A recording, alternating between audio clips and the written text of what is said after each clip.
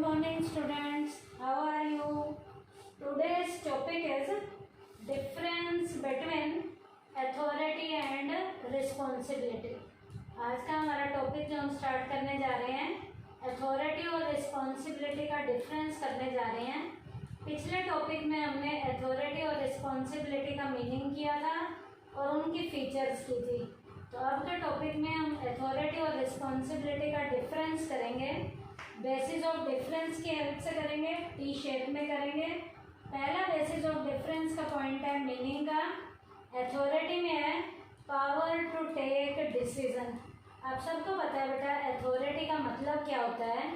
Power होती है senior के हाथ में या किसी भी सबॉर्डिनेट के हाथ में, ताकि वो टाइमली अच्छे डिसीजन ले सके।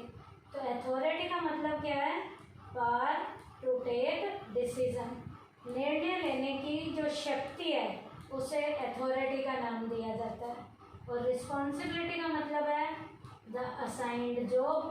काम सौंपा जाएगा, उसे वर्क दिया जाएगा, तो काम के देने को, असाइंड द जॉब को किसका नाम दिया जाता है? रिस्पॉन्सिबिलिटी का नाम दिया जाता है। तो पहला पॉइंट डिफरेंस में था मीनिंग का। अथॉरिटी का मीनिंग है पावर टू टेक डिसीजन और रिस्पॉन्सिबिलिटी का मतलब है असाइंड जॉब। सेकंड है डायरेक्शन और फ्लो।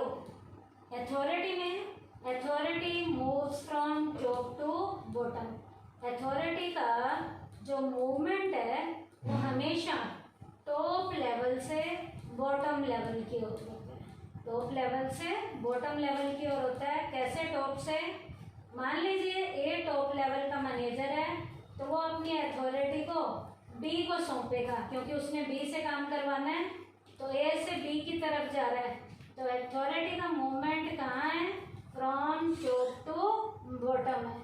और जो रिस्पॉन्सिबिलिटी है, responsibility moves from bottom to top. Responsibility की मूवमेंट नीचे से ऊपर चलती है।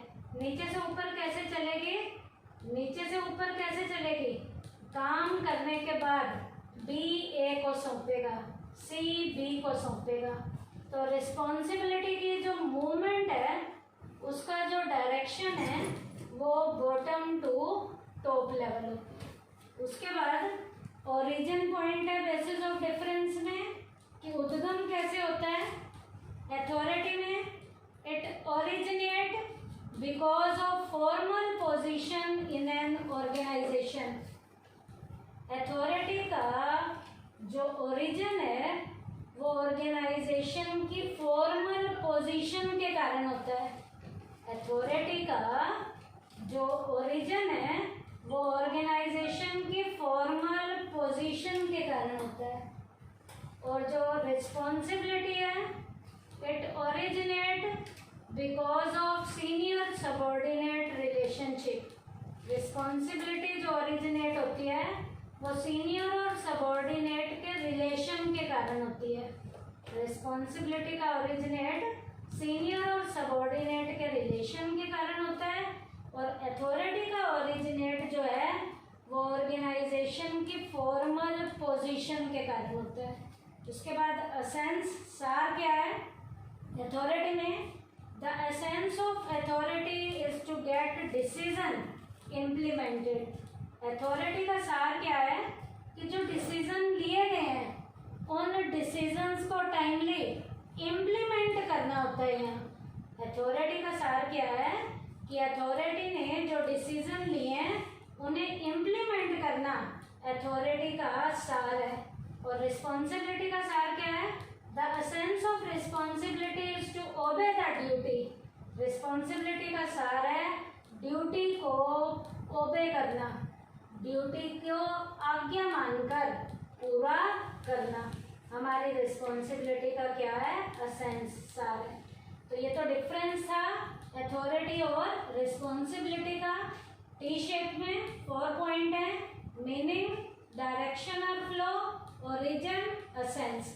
उसके बाद डेलीगेशन ऑफ अथॉरिटी का थर्ड मेन एलिमेंट है अकाउंटेबिलिटी। अकाउंटेबिलिटी का मीनिंग क्या है? अकाउंटेबिलिटी को हम कहते हैं आंसरेबिलिटी। इसका मीनिंग है it refers to answerability for the outcome of the assigned task. अब जो काम किसी को दिया गया है उस काम में से जो निकल कर आया है, आउटकम फाइनली क्या आई है, उसका हमने जवाब देना है। उस जवाबदेही को अकाउंटेबिलिटी का नाम दिया जाता है। तो अकाउंटेबिलिटी क्या है?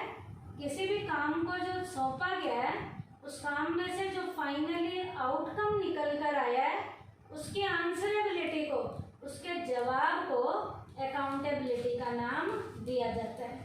उसके बाद इट फ्लोज अपवर्ड। अकाउंटेबिलिटी कहाँ चलती है? ऊपर की ओर। तो ऊपर की ओर का क्या मतलब है? नीचे से ऊपर।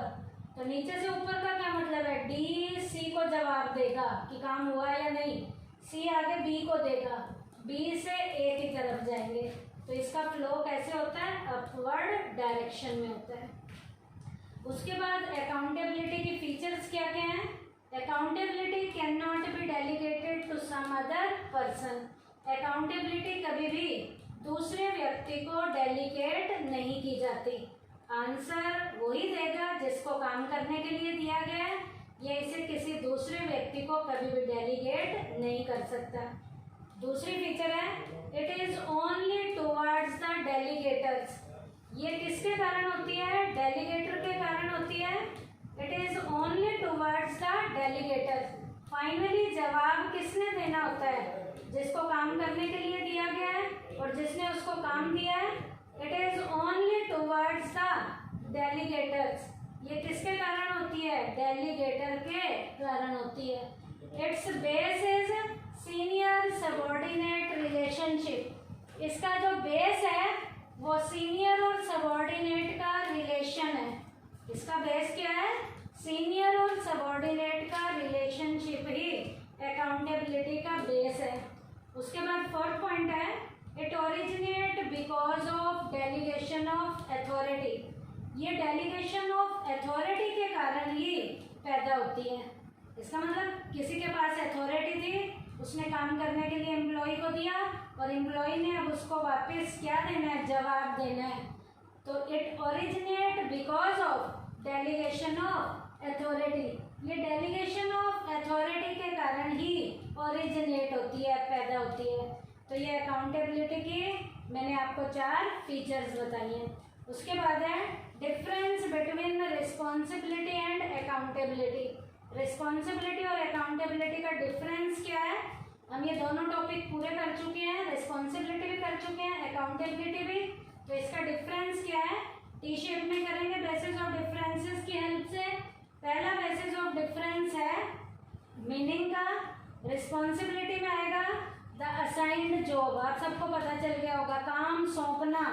असाइंड जॉब क्या होता है? रिस्पॉन्सिबिलिटी। और अकाउंटेबिलिटी क्या होता है? आंसरेबल, आंसर देना है। आंसरेबिलिटी को कहते हैं answerable to the superior for the work perform. जिसका हमने काम परफॉर्म किया है उस सुपीरियर को हमने उस काम का जवाब देना है, ये अकाउंटेबिलिटी कहलाता है। उसके बाद है बेसिस ऑफ डिफरेंस में सेकंड पॉइंट डेलीगेशन। रिस्पॉन्सिबिलिटी में रिस्पॉन्सिबिलिटी और work can be delegated to some other person. काम किसी भी दूसरे व्यक्ति को सौंपा जाता है, काम भी और रिस्पॉन्सिबिलिटी भी किसी दूसरे व्यक्ति को डेलीगेट की जाती है। Accountability can not be delegated some other person. Accountability कभी भी दूसरे व्यक्ति को डेलीगेट नहीं की जाती। तो फिर से सुन लो, accountability can not be delegated to some other person. Accountability को दूसरे व्यक्ति को डेलीगेट नहीं किया जाता। रिस्पॉन्सिबिलिटी की जाती है। तो क्या लिखेंगे? Responsibility and work can be delegated to some other person.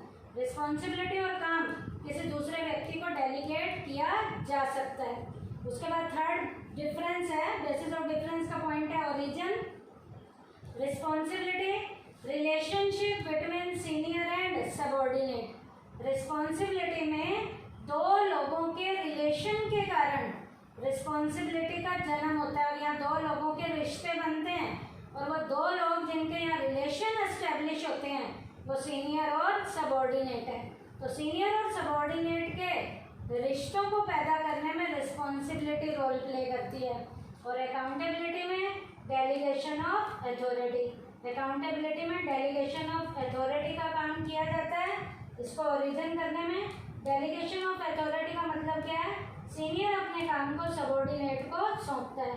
Senior अपने काम को सबॉर्डिनेट को सौंपता है, तो सौंपेगा तो उससे क्या मांगेगा? जवाब मांगेगा। तो अकाउंटेबिलिटी का ओरिजिन किसके कारण होता है? डेलीगेशन ऑफ अथॉरिटी के कारण। और रिस्पॉन्सिबिलिटी का ओरिजिन दो लोगों के रिलेशन के कारण है, relationship between senior and subordinate. तो आज के इस लेक्चर में हमने क्या किया? सबसे पहले अथॉरिटी और रिस्पॉन्सिबिलिटी का डिफरेंस टी शेप में किया था। 4 पॉइंट थे, मीनिंग, डायरेक्शन और फ्लो, ओरिजिन और असेंस। उसके बाद अकाउंटेबिलिटी का मीनिंग किया है, अकाउंटेबिलिटी की 4 फीचर्स किए हैं। उसके बाद रिस्पॉन्सिबिलिटी और अकाउंटेबिलिटी का डिफरेंस भी टी शेप में किया है बेसिस ऑफ डिफरेंस की हेल्प से। इसमें 3 बेसिस ऑफ डिफरेंस के पॉइंट थे, meaning, delegation, origin. Thank you बेटा।